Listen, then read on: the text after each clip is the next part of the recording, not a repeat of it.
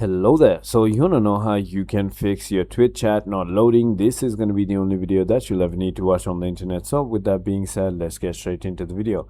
First things first, simply go ahead and open any browser that you prefer using. And now let's just load up Twitch real quick and then just check if the chat is not working, because it was not working for me. So as you can see, the chat is not currently working for me. All you need to do is simply go ahead firstly into your browser and then simply go ahead and delete your browsing data. So cookies and site data, cache and everything else, you can simply go ahead and delete that. I'm not going to delete the browsing history or the downloaded history. So let me just say the cookies and stuff.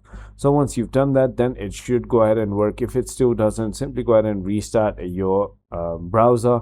And the other thing that you can go ahead and do is simply go ahead and flush DNS resolver on your command prompt. So simply go ahead and write cmd on your search bar and then simply go ahead and write ipconfig space /flush DNS, just like that, and there you go. It's going to flush the DNS resolver cache and it should be working.